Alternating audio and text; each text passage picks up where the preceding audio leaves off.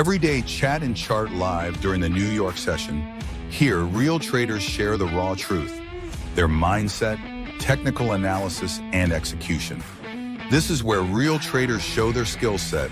Welcome to Tradin TV. This is your stage to shine.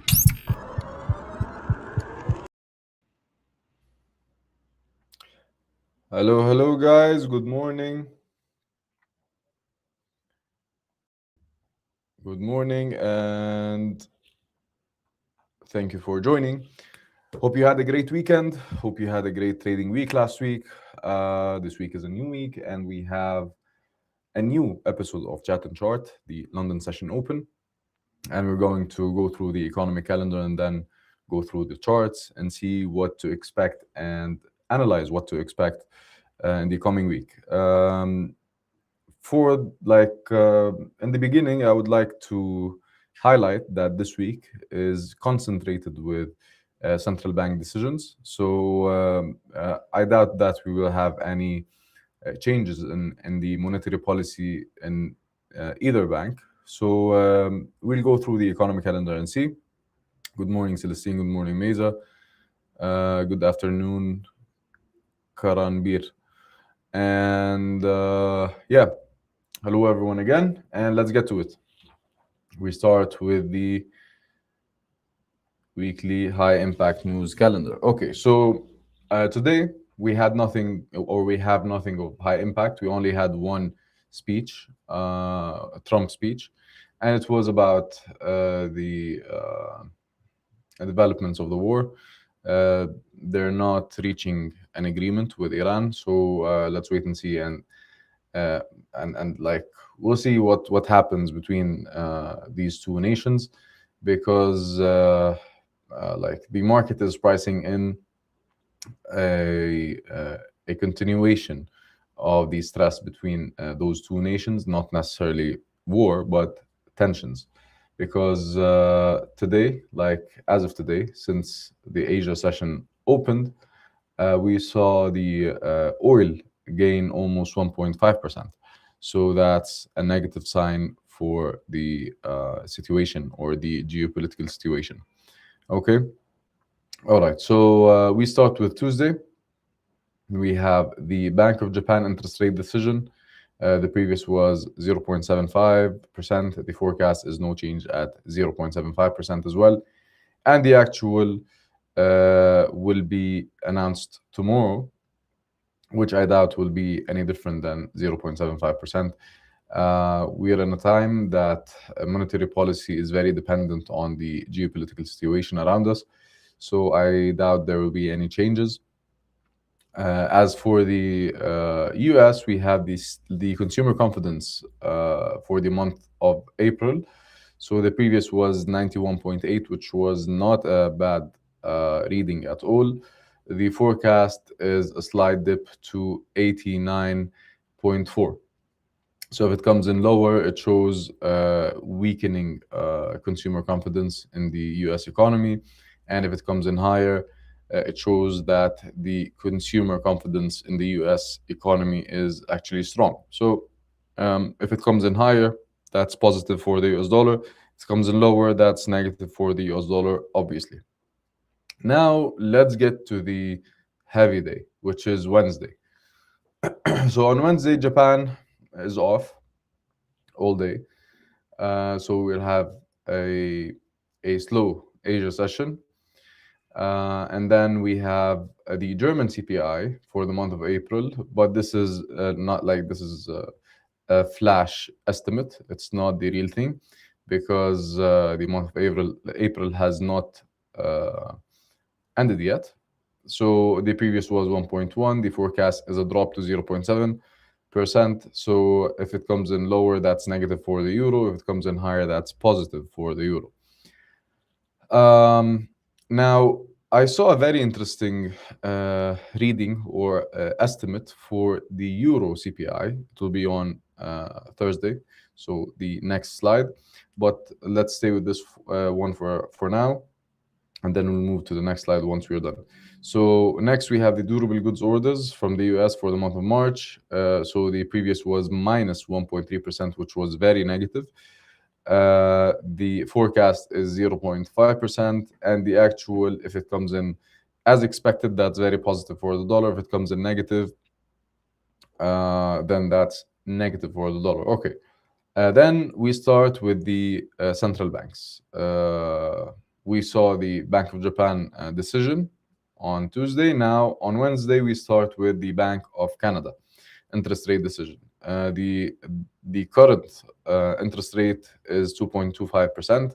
The forecast is no change at 2.25%. And I doubt they will change, and the markets are not pricing in any rate hikes or cuts.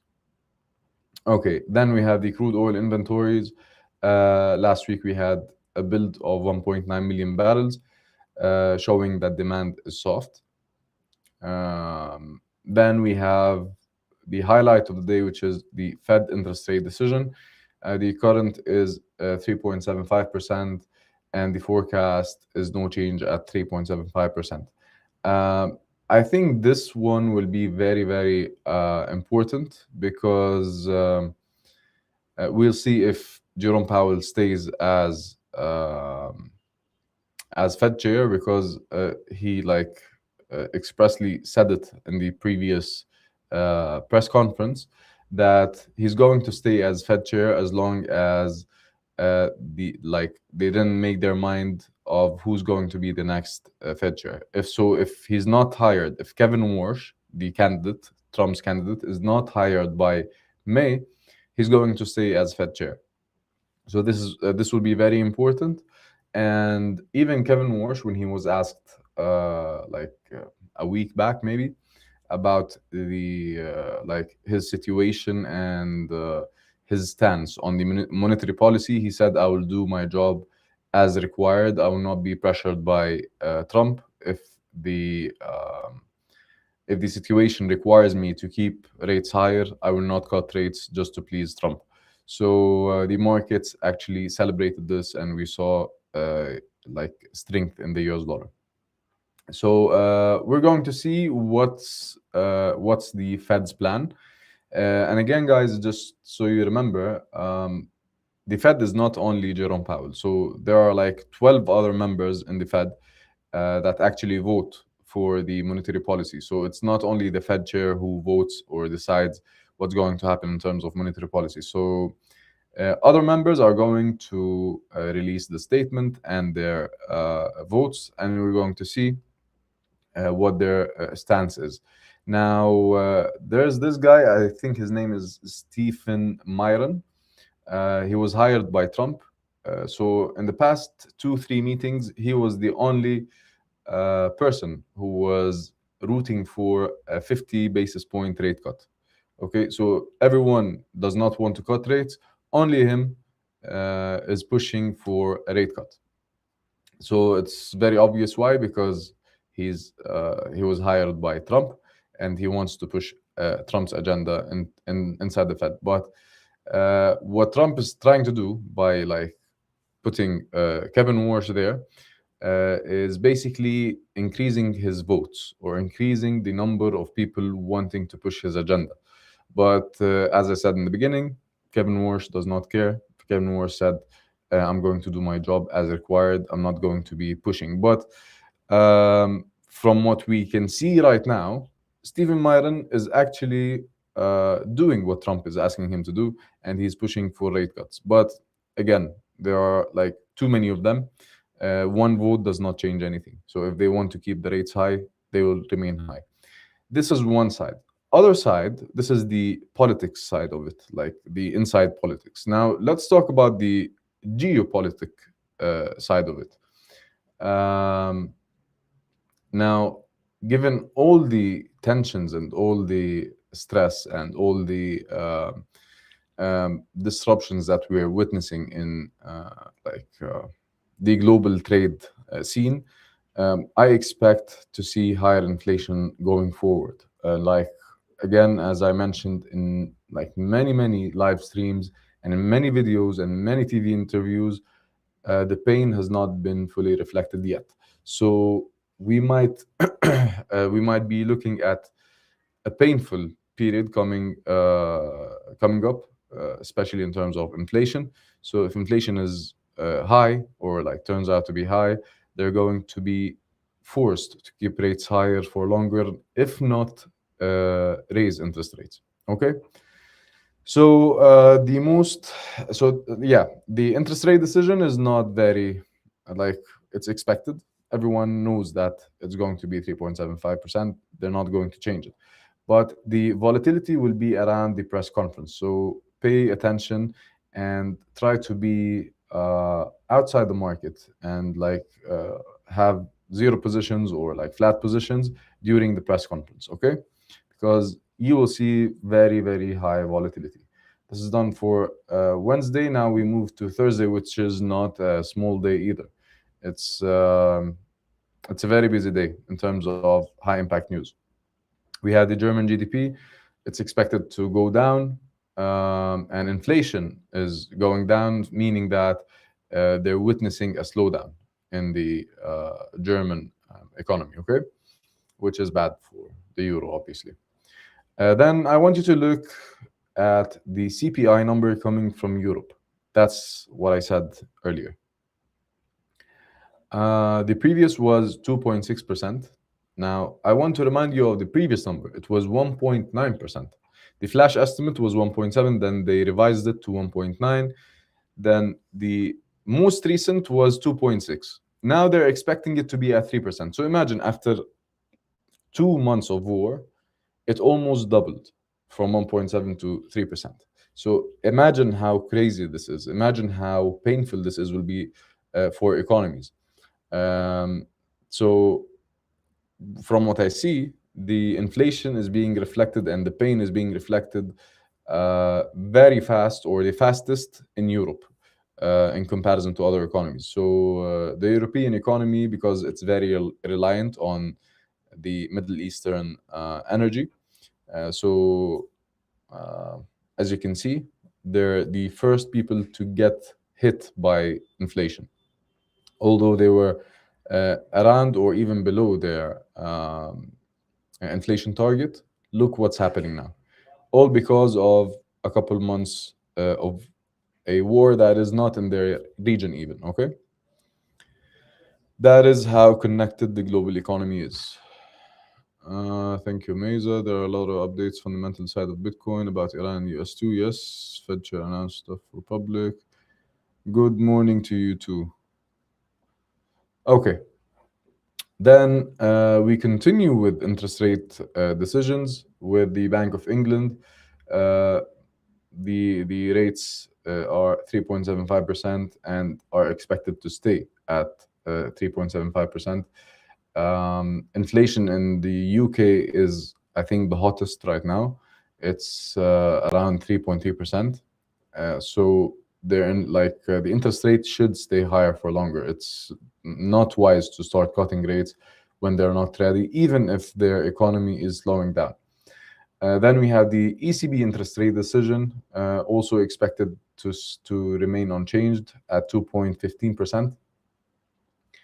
And the deposit facility rate the same, 2%. Then we have the GDP coming from the US. Okay, so the previous reading was 0.5%, showing huge slowdown in the economy. But then, okay, let me remind you of the number before this 0.5%. It was, I think, 4.4%.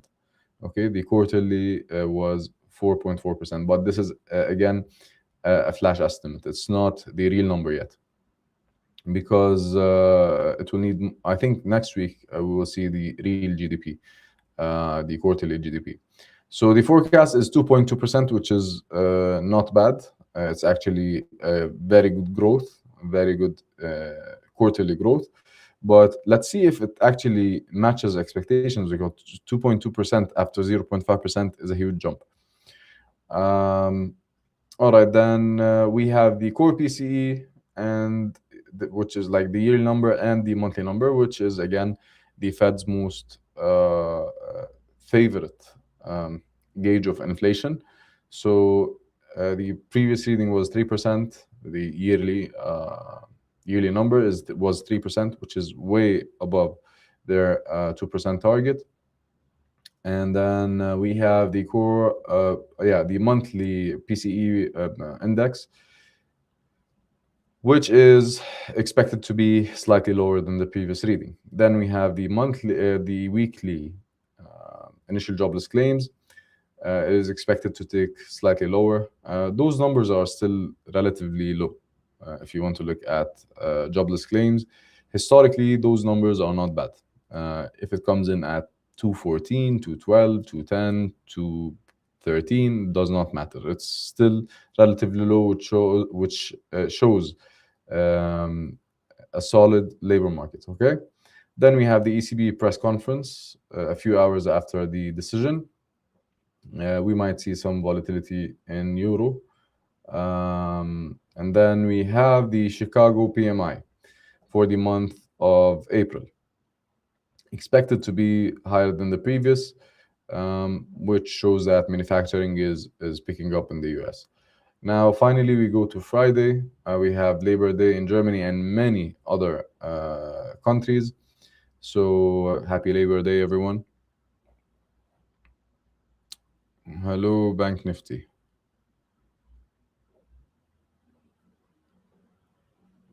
Okay.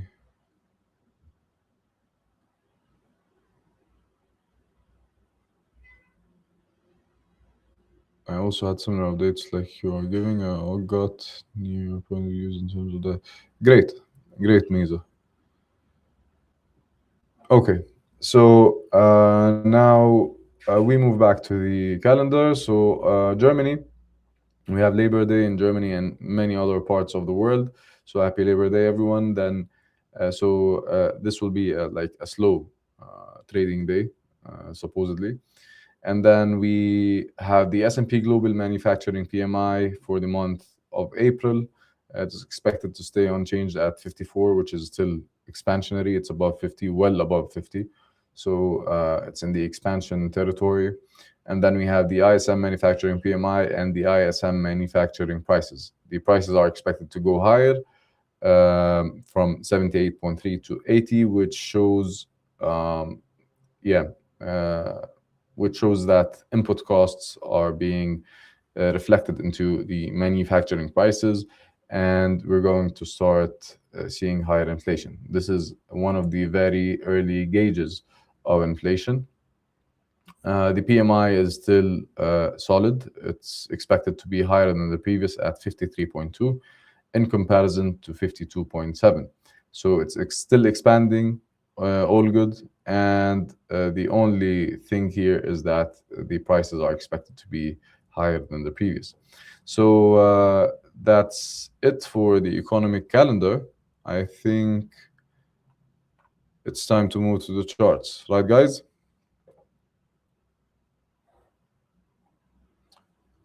Time to move to the charts? Yeah.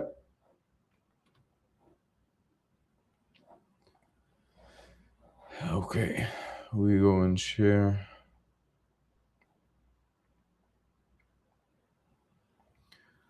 There you go. Yeah, so now we're looking at the monthly chart of DXY. Okay. I'm gonna give you guys a minute to think if you have any questions.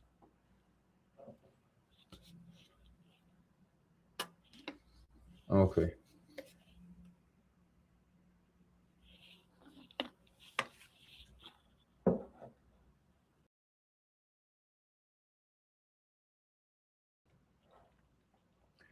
Okay, so let's take a look at the monthly chart of DXY, which is closing in almost 4 days, 3 days, 16 hours. So it's closing in 3 days. If it closes anything above 100, this will be a very strong close to the month, and we're going to see higher and higher DXY. Now let's take a look at the weekly. Okay, so last week it closed somewhat bullish. Then we saw a jump or like a gap up. Is that the case? 1 second, let me check. yeah, there was a gap up and it got closed at the beginning of uh, today's trading sessions. So it gapped up to 99.3. Okay, then went back down a whole point to 98.3. So yeah, um, this might tell us something, which is that markets were expecting uh, a continuation of the tensions between US and Iran. That's why there were so many orders placed while the market was closed, hence the gap up. Okay, but it's still looking good in terms of direction. So here we're done. We got rejected from 97.6. Yeah, if we close anywhere above 99, it will be much easier for it to close above 100 for the month. So any daily close above 99, 99.2 would be great. Okay, yeah. And then we move to the 4 hours. Yeah, the 4 hours got rejected from, like, it gapped up, got rejected from the 200-day moving average, and is still going down. But we're still like moving upwards. Too early to decide. We need to see more movement to understand what's it's like what the DXY is planning to do. All right.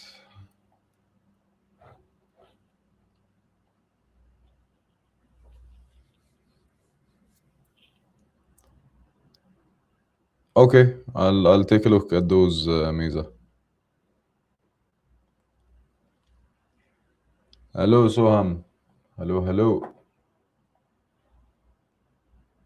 So 30 minutes. Yeah, we're done with the XY. Let's move to Euro and see if it checks out.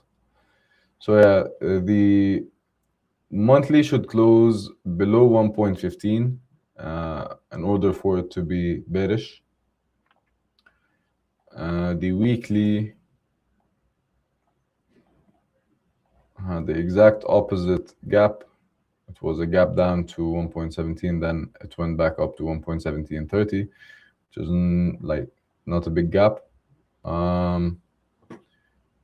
We need to see it close below 1.1650 for the week, but no, not really. Like the week ends with the month, so no, we want Euro USD to close below 115 to confirm the continuation of the downward movement. Now let's take a look at the daily. Okay, the daily, we might be heading towards 1.1750 before continuing the drop. So yeah, we're still good. If it wants to overshoot, it might go to 1.1820, but I doubt. I think 1.1750 would be enough. Okay. Yeah, it's still like still trending up. It might, yeah, 1.1750 is the level that I would be anticipating. So here, yeah, let me place a, what's it called, an alert. Yeah, placed. Place an alert at 1.1750 to see if any setup is present for me to capitalize on. All right, yeah, 1.1750 is a great number. All right, so we move now to GBP USD. Let's start with the monthly and see where should it close for it to be bearish or bullish. Okay, so if it closes like this in 3 days, that's bullish because that would be a bullish engulfing. If it's going to close lower it needs to close below 1.3120, which is a bit far from here. It's like 400 pips away, four big figures, four big, yeah, four big figures. So it will take some time. I doubt that it can do it in 3 days, but everything's possible. Then, okay, 4 hours, still doing well.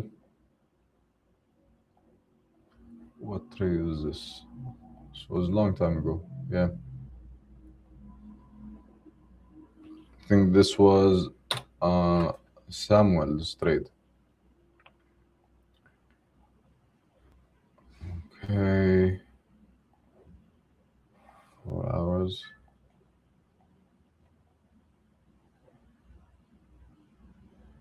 Yeah, I think it's still doing fine as long as it does not break above 1.36. It's still doing good. Still set to go down. USD JPY. Let's check Soham's trade. The weekly still closing bullish, to be honest. The monthly is very bullish, and the daily is bearish. Only the daily is bearish. So anywhere around like 1.58, 30, 50 would be a good place for you to get out, Soham. Don't stay because it doesn't look very good for a drop. The USD is going up. 4 hours, also looking bearish, but it's ranging, as you can see. Like, here's the range. Look.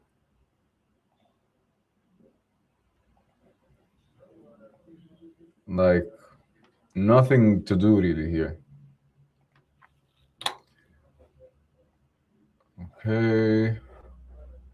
Let's take a look at Bitcoin, because Bitcoin recently broke above the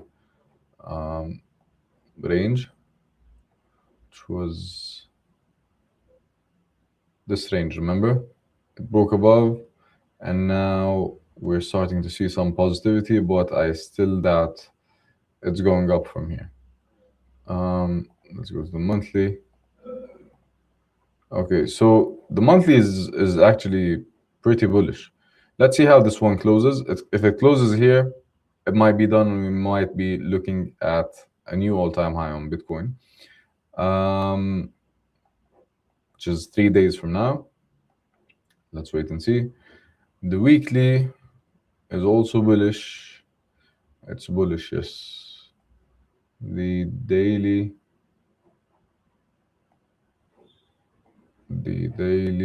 is, yeah, looks bearish to me, because it's still like ranging with a slope. So this is a range. If you look at it, it looks somewhat like a channel. So it's still a range, but with a slope. Yeah. So let's wait and see. This might be just like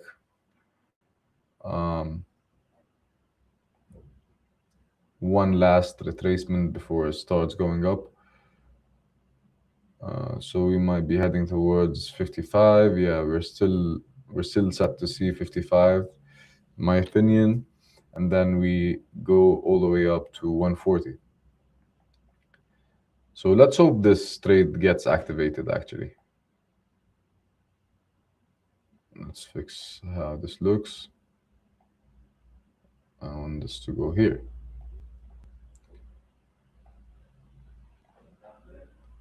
Yeah. Okay, 4 hours. I was hoping an entry at 57 on Bitcoin. Yeah, I think there's still a possibility, Sohan. You are welcome, Meza.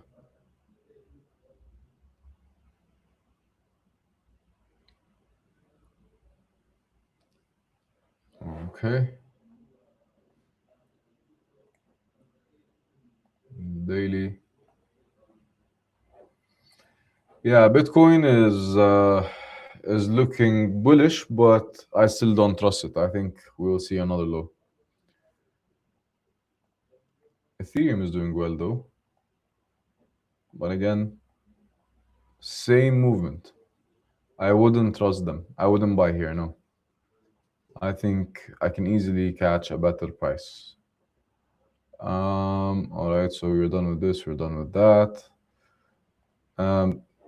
The Nasdaq is making an all-time high. So I think we're almost done. Let me check. Yeah, we're almost done. It might start correcting soon. Monthly is very, very bullish. Let's see how this monthly candle closes. Actually, next Monday will be a very interesting session. Will be a very interesting London session because we'll go through the monthly closings and see like clear through the next month. Okay, very bullish, very bullish. But I don't know who once asked me about Nasdaq while we were in a session, and then I caught an entry and then I took it.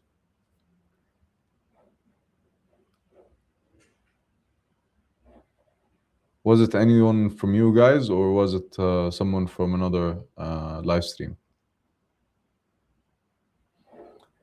Okay. So that's 1 hour, also very, very bullish.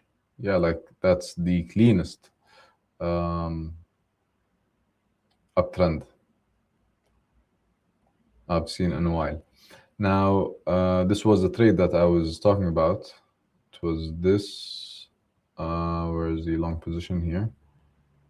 It was 830. Yes, I remember. With stops here, and then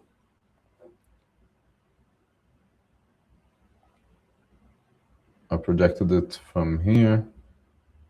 So once it broke, this was a nice trade, but I didn't hold it to all the way to 26. I held it to here. So 1,000 pips to here. Yeah.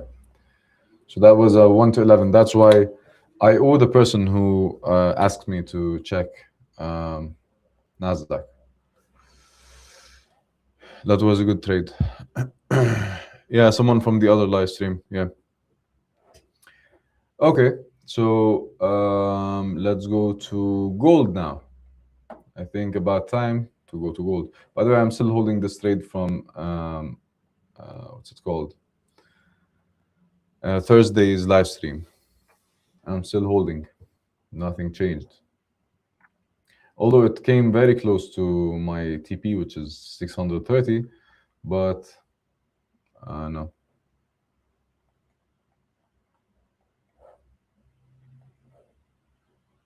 I am still holding. Nothing changed technically, so I didn't change my mind, and I'm still in that trade.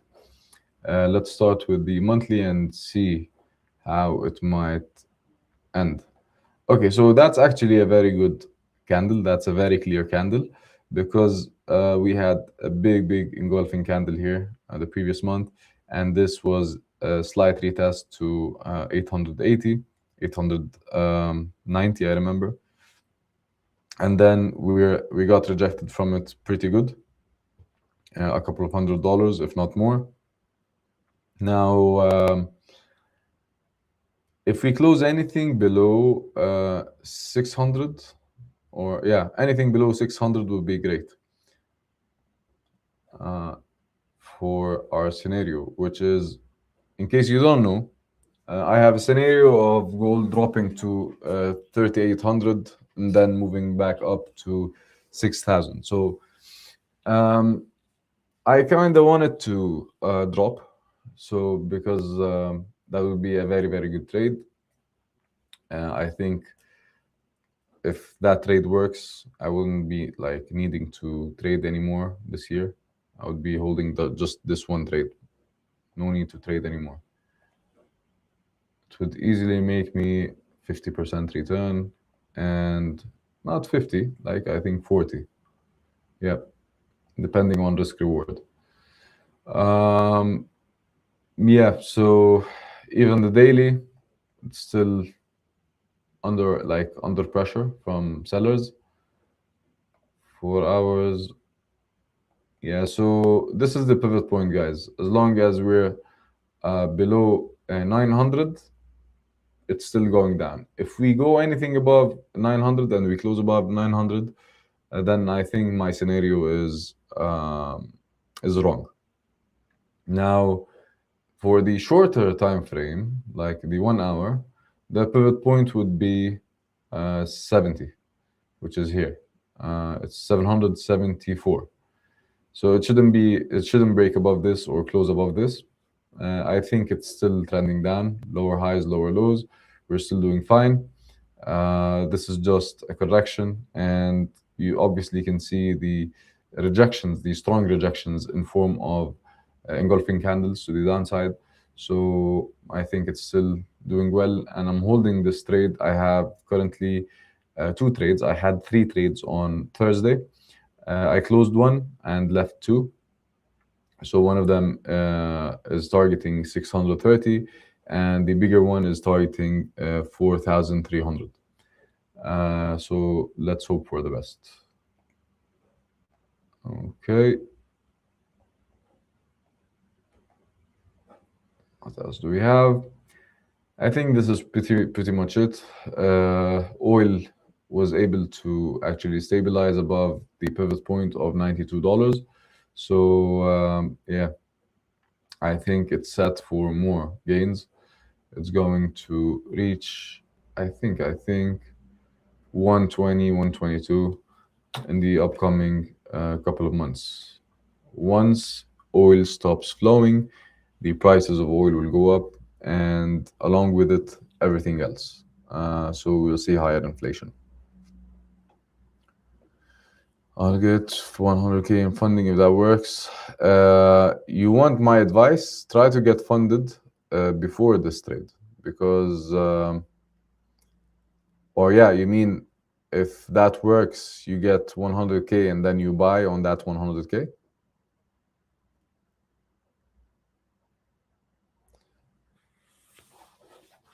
Yeah, guys, I think this is it for this week.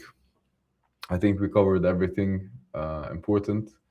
If you have any questions, I'll stick around for 2 more minutes, waiting for your questions.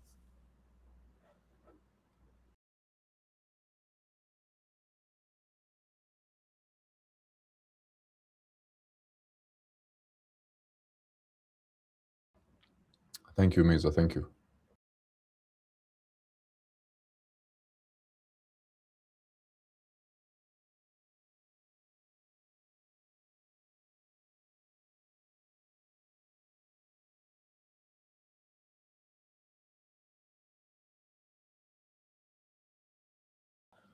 My expectations for gold, I think it's going down.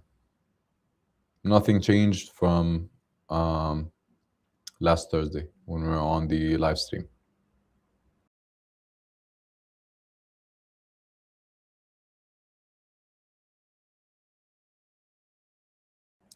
Though I wanted it to close below 700, but I think because it's gold and it's the weekend and we have geopolitical tensions, so people just loaded gold before the weekend. That's why it couldn't close below 700. Mr. Professor, by the way, like, is your problem solved? I remember, like, you texted me you had a problem, and I asked the guys to help you. I forgot what happened. I think they solved it for you, right?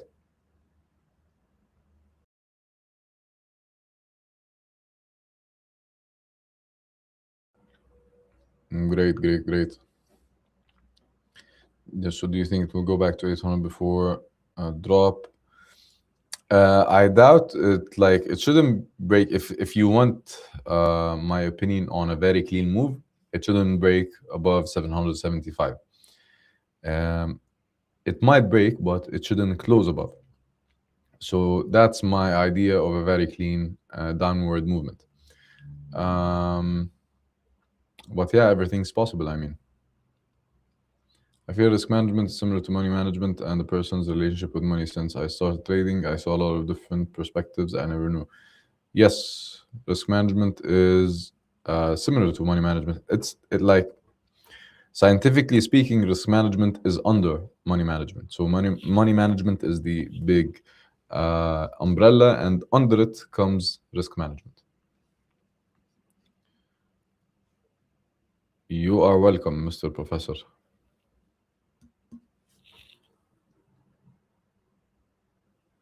All right, guys. So I think this is it for this week.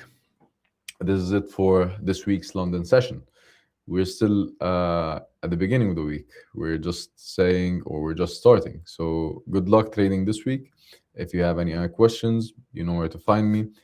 I'm always very happy to answer your questions and help you with whatever I can. So take care of yourselves. Good luck trading, manage risk, and stay protected at all times. Don't forget we have press conferences this weekend, or this week, sorry, during the week. So stay protected and be careful of the volatility. Take care and bye-bye.